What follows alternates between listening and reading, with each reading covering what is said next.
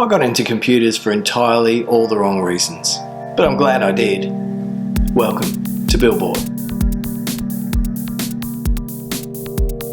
The computers of the 1980s really shaped who I am today, and had a major impact on almost every aspect of my life.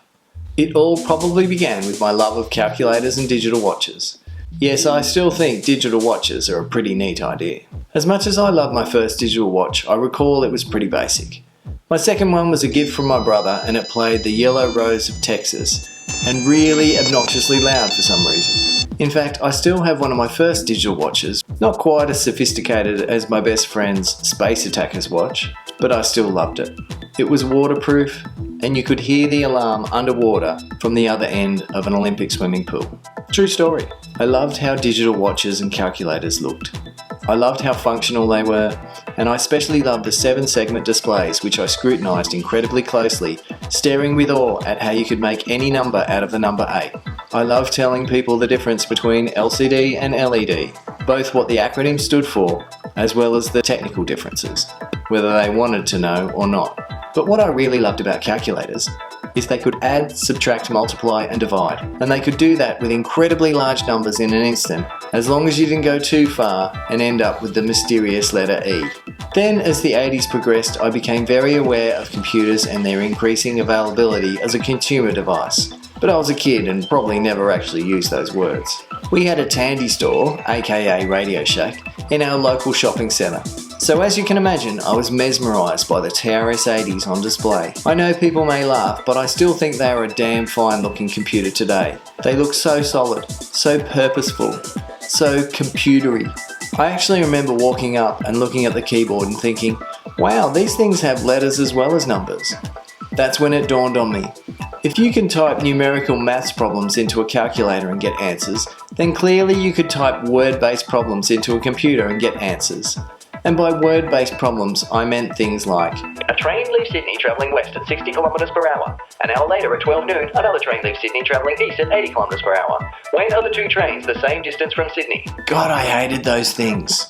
Hate so much. I honestly believe that I could type directly onto the keyboard, a train leaves Sydney, etc., hit the enter button, and the answer would pop up in all its glory on those wonderful CRT displays. I think I may have even done exactly that on a TRS-80 in the Tandy shop. What the heck is a syntax error? Turns out I was slightly wrong about what computers could be utilised for, but it didn't matter. A whole new world was opening up to me. I knew that computers and I were meant to be together. So I got myself the latest Tandy catalogue and spent hours gazing at the various TRS-80s. Interestingly enough, the first TRS-80 I ever actually owned was quite a recent purchase. I have a whole video dedicated to my love of the TRS-80 Model 100. So I started borrowing books and buying magazines about computers. Their value turned out to be so broad and interesting, I completely forgot about why I wanted one in the first place. A fantastic new show came across our Australian television screens from the BBC called The Computer Program. It featured Ian McNaught-Davis, who I thought was brilliant, and I hung on every word he said. What happens next? Well, we have to load the program into the machine. So you type load. It was just such a great mix of getting hands-on and into the detail of what computers could do, blended with some computer philosophy and future pondering thrown in for good measure. But I wonder if I'm really going to be reading my local paper off a TV screen. In Australia, we had something of an equivalent show called Towards 2000, which was also fantastic. I remember they did a segment on this new indestructible media called compact discs. You could jump up and down on them, scratch them, and it wouldn't affect them at all. The show later became Beyond 2000, as it got dangerously close to the new millennium, and then became Beyond Tomorrow, once Y2K had safely passed. I was so caught up in computer fever that I remember being almost offended when a maths teacher said, "Computers are stupid." It took me quite some time to realise he was absolutely right, and he was only pointing out that every single thing that a computer does had to be programmed in step by a human, and that the thinking computer was not yet a reality.